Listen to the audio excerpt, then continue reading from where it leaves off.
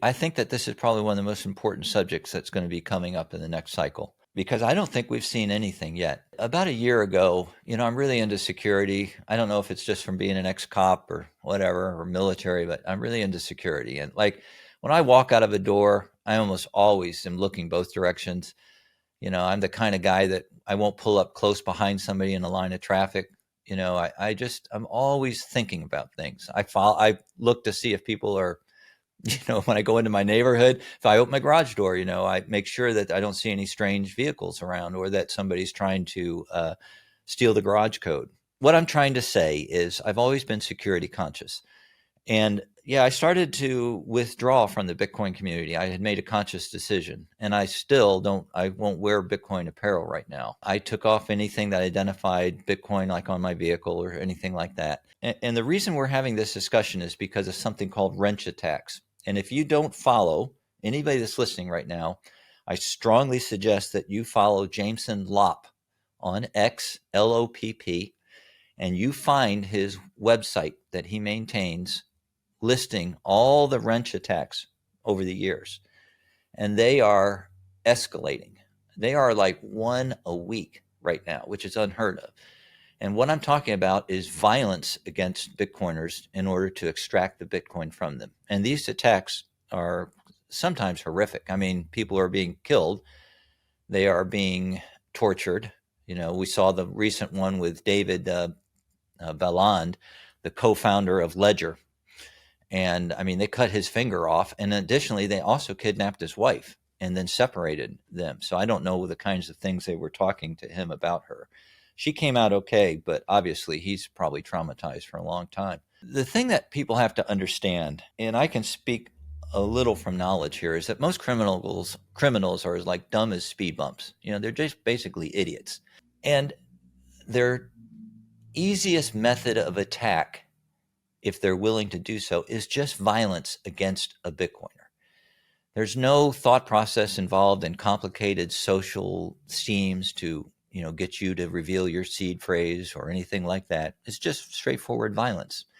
And here's the thing that criminals are starting to understand is there is an asymmetric reward for people that do this. And why is that? It's the same thing that you just brought up a minute ago. If you have, and gold and Bitcoin are bearer instruments. If you have that Bitcoin in a hardware wallet, you are carrying a bearer instrument. That means whoever possesses it has it.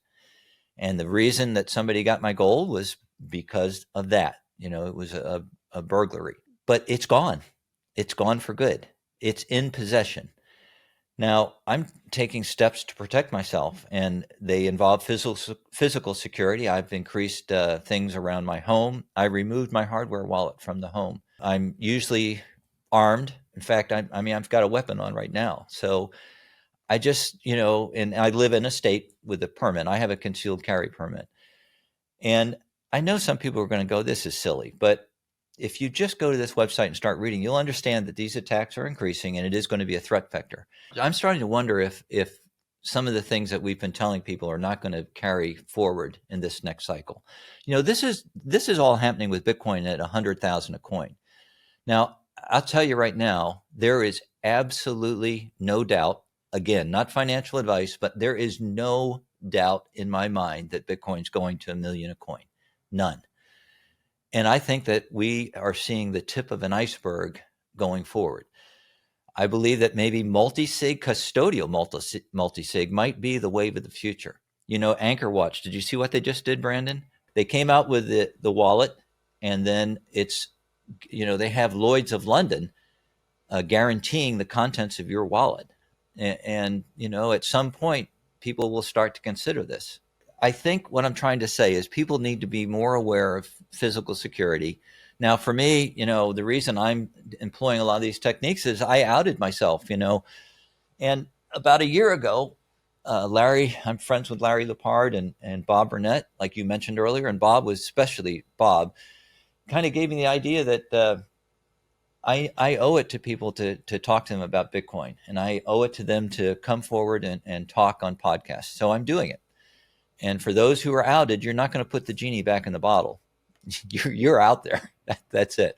So, I don't want to scare people. Actually, you know what? Bullshit. I actually do want to scare people. I do want to tell people you need to start be thinking about this. And if you're not, it's something over the next few years. As I said, Bitcoin is going to a million a coin. I used to think it was going to be in like less than 6 years, maybe 5 years. I'm not so sure. I really don't know where the hell this is going next cycle.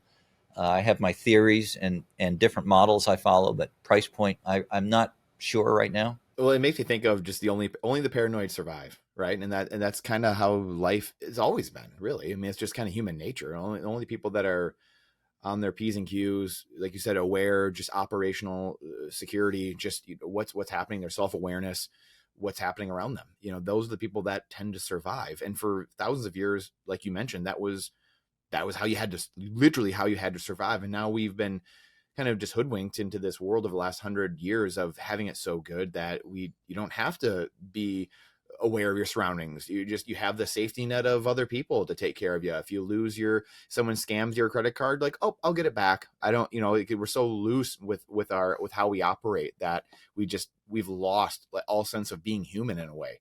And that's what's really scary. And it's like that, it's the one thing that's like, are people always going to want that safety net of like, you know what, I'll pay with my time and energy to be in this system because I just can't be accountable, George. I always need that backup in case someone scams me. Because if I lose it, George. Like if I lose that gold or I lose that wallet, then it's gone. Then what do I have? I think that's this hump that people can't get over mentally. A lot of people. Well, you can understand that, though. I mean, for instance, you can understand it. Look at it, anybody that's watching this. You can see that I'm a boomer, and at some point, I'm not going to be maybe competent or even maybe able to have the eyesight that can allow me to use a hardware wallet and make a transaction. You remember what it's like when the first time you make a transaction on the base layer?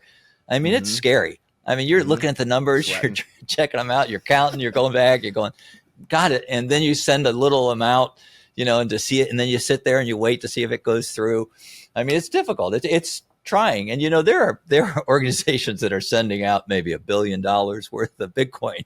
And I'm often thinking to myself, who the hell is pressing that button? Because whoever it is, he's got balls of cannonballs. Yeah. So, I get it. That's why I'm, again, Maxie's if you had poop emojis on here, they would be throwing them on me right now, because I'm going to tell you right now, I'm a big believer in the Bitcoin ETFs. I think that it has onboarded a group of investors that we would never have seen. And I can prove to you that they're not just big institutions. In fact, almost all of them are either plebs, or high net worth individuals, because Van Eck and then another organization, but Van Eck, an analyst was just on about 6 weeks ago. And he said, for the first time I heard it, he said, our analytics show that the Bitcoin ETFs are being bought by retail, 80%.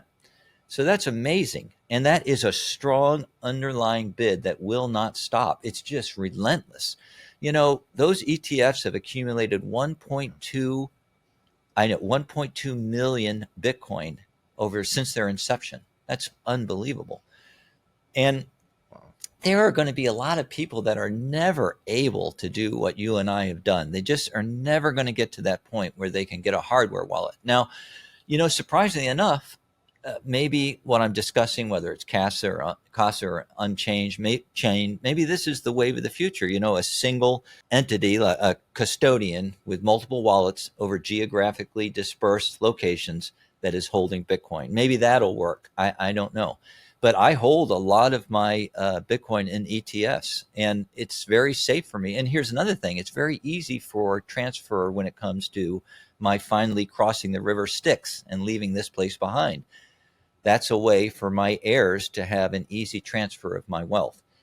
And so I just think that we need to have a really open, not just open mind, but we need to be inquisitive right now. We need to start, building solutions to this.